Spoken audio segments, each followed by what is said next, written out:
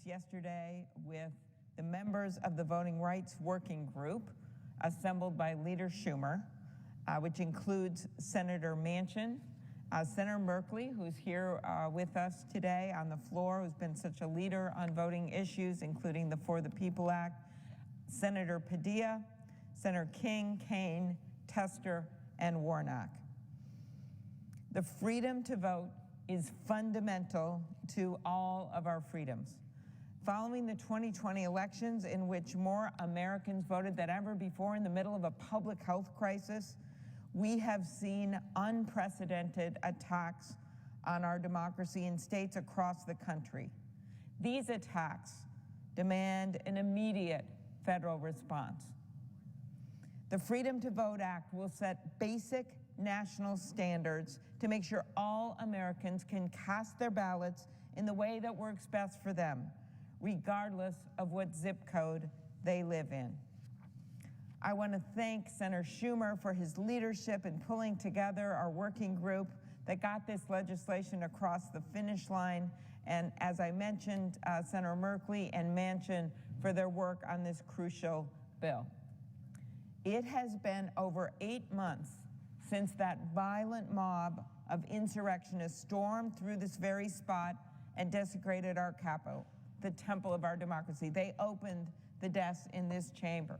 They got up and sat at that desk where you are sitting now, Mr. President. It was an attack on our republic.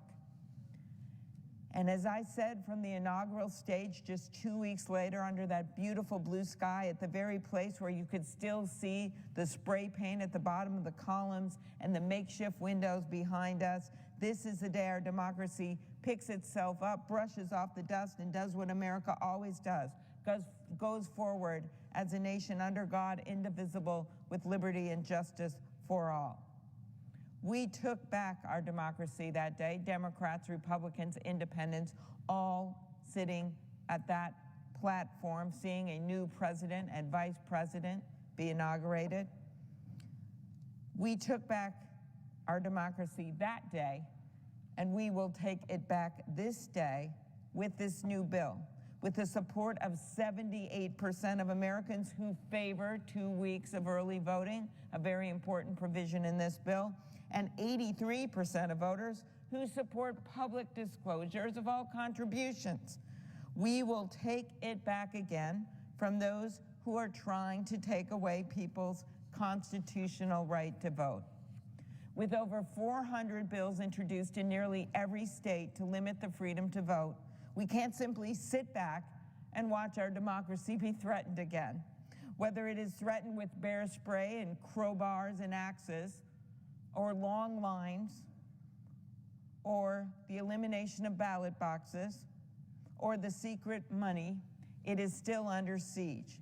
When we are faced with a coordinated effort across the country to limit the freedom to vote, we must stand up and do what is right.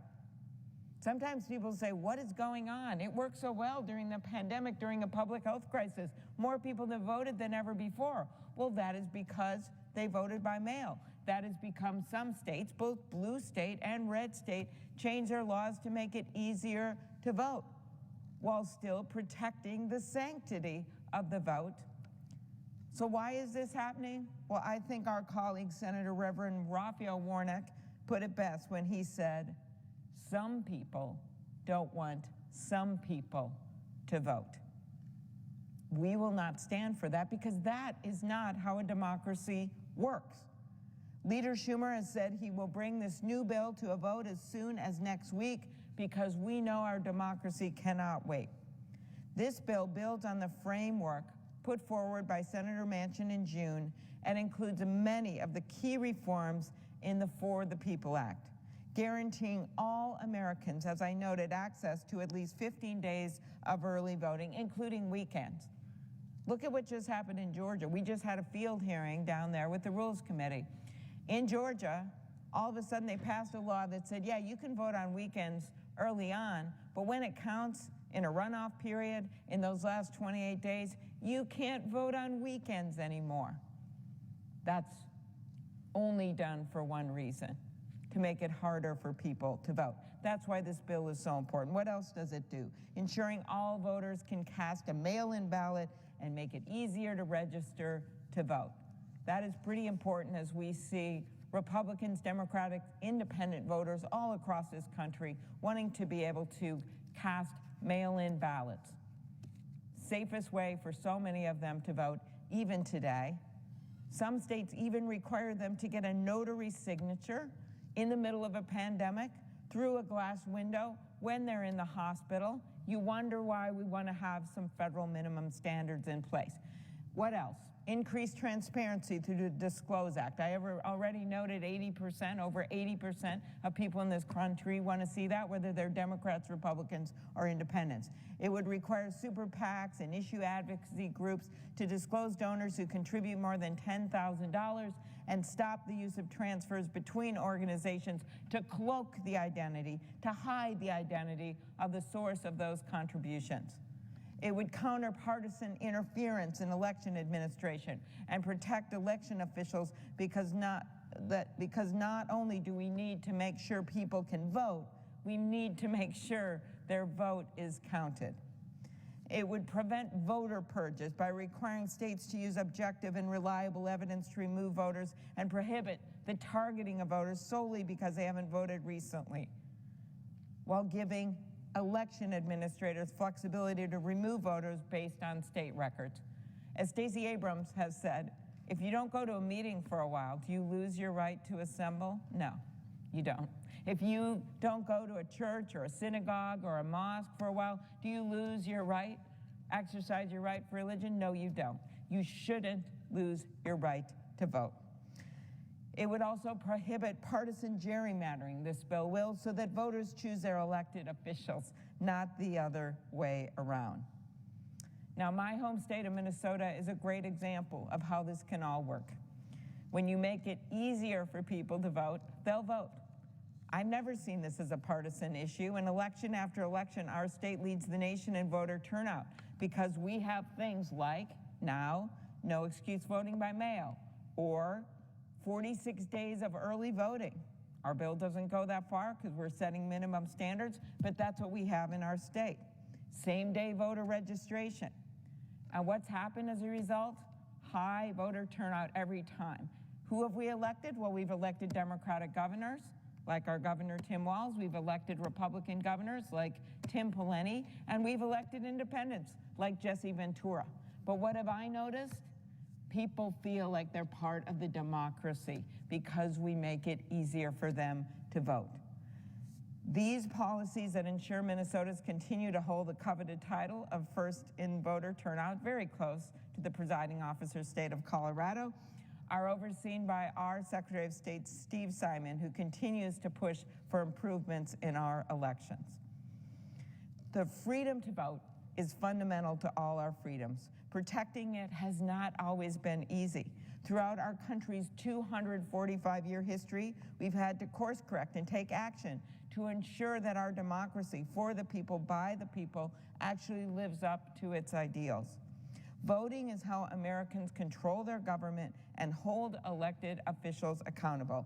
It was the founding principle of our country, and it has stood the test of wars, economic strife, and a global pandemic. But as we have seen in states like Georgia, Florida, Iowa, Montana, and most recently Texas, we are up against a coordinated attack aimed at limiting the freedom to vote. This demands a federal response, and the Constitution could not be clearer. It says right there that Congress can make or alter laws regarding federal elections. Just last week, legislation in Texas was signed into law that makes it harder to vote, and many states are already underway drawing new congressional maps. Without this bill, there will be nothing to limit many states from drawing gerrymandered maps that will distort the voices of Americans, not just for 1 year, but for the next decade. The urgency for a federal response, which is why, as chairwoman of the Senate Rules Committee, I've worked to ensure that voting rights are a priority. It's why one of our first hearings this year was on the For the People Act. Why, and I see Reverend Warnock here, why we took the Rules Committee on the road to Georgia in its first hearing in 20 years. And just last month, Senator Baldwin and I held a roundtable discussion in Wisconsin on what's been happening in that state and what would have been put into law, including only having one ballot drop-off box in the entire city of Milwaukee if the governor hadn't stood in and vetoed it. And we're not done yet, because these discussions with voters are the most pressing testament that the threat to the freedom to vote is very real and affecting people of all walks of life across the country. We can't sit back idly and watch our democracy be threatened. As President Biden said in Philadelphia, the fight to protect the right to the vote is the test of our time. Americans have fought and died to protect this freedom, and 56 years after the Voting Rights Act was passed by this chamber and signed into law, we are still continuing this fight. We have asked our colleagues from the other side of the aisle to join us on this bill. We have made many changes to this legislation in response to concerns they have raised, in response to concerns Senator Manchin raised, in response to concerns that Secretary of States have made across the country. We have adapted this bill to make it much easier to implement in rural areas, in small towns. We are proud of this legislation. But yet, what do we hear from the other side of the aisle? Well, over the last few months, one of their refrains, which I find so amusing, is they say this will somehow result in chaos. Truly, chaos is a 5-hour wait to vote in the sun in Georgia without food or water. Chaos is purging eligible voters from voter rolls and prohibiting mail-in ballot drop boxes and having only one in the entire Harris County in Texas for 5 million people. Chaos is voters in Wisconsin waiting in line to vote for hours in the rain, wearing homemade face masks and plastic garbage bags. That angry mob on January 6th that came right into this chamber, that was chaos. And you want to stop the chaos? Federal minimum voting standards.